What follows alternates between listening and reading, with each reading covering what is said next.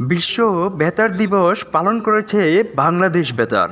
13ই ফেব্রুয়ারি দিবসটি পালন করা হয়। এবছর দিবসটি প্রতিপাদ্য ছিল বেতার ও জলবায়ু পরিবর্তন। এই দিবসের লক্ষ্যে জনসাধারণের মাঝে ও সংবাদ মাধ্যমে বেতারের গুরুত্বপূর্ণ সম্পর্কে সচেতনতা বৃদ্ধি করা, সিদ্ধান্ত গ্রহণকারীদেরকে বেতারের মাধ্যমে তথ্য নিশ্চিত করা, এছাড়া বেতার সম্প্রচারকদের মধ্যবর্তী আন্তর্জাতিক সহায়তা ও পারস্পরিক মতামত তথ্য বিনিময় জোরদার করা। 2014 সালে ইউনেস্কোর সাধারণ সম্মেলনের 36তম অধিবেশনে 13 ফেব্রুয়ারি তারিখে বিশ্ব বেতার দিবস ঘোষণা করা হয়। 2011 সালে স্পেনের আকাদেমিয়া এসপানিওলা দে রাদিওর একটি প্রস্তাবের প্রেক্ষিতে ইউনেস্কো পরিচালিত একটি বাস্তবায়নযোগ্যতা সমীক্ষার ভিত্তিতে ইউনেস্কোর নির্বাহী পরিষদ সাধারণ সম্মেলনে বিশ্ব বেতার দিবস ঘোষণার ব্যাপারে সুপারিশ করেন। উল্লেখ্য, 1946 সালে 13ই ফেব্রুয়ারি তারিখে জাতিসংঘের নিজস্ব বেতার কেন্দ্রটি যাত্রা শুরু করে। দিবসটি উপলক্ষে বাংলাদেশ বেতার দিনব্যাপী নানা কর্মসূচির আয়োজন করেছেন।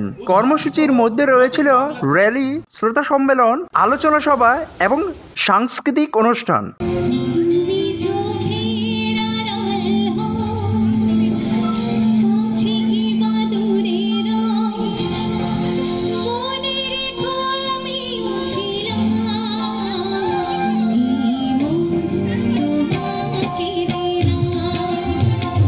র্যালিটি জাতীয় বেতার ভবন থেকে শুরু হয়ে সামনের সড়ক প্রদক্ষিণ করে ভবনে এসে শেষ হয়। র্যালিতে বাংলাদেশ বেতারের সর্বস্তরের কর্মকর্তা, কর্মচারী, শিল্পী ও কলাকৌশলীরা অংশগ্রহণ করেছেন। সকাল 10টায় বাংলাদেশ বেতার প্রাঙ্গণে সারা দেশের শ্রোতাদের অংশগ্রহণ ও শ্রোতা সম্মেলন হয়েছে।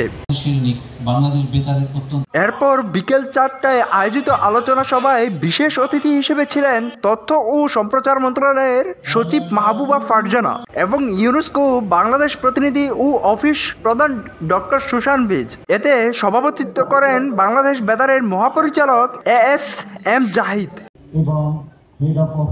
স্বাধীনতা সংবাদ নিউজ ডেস্ক।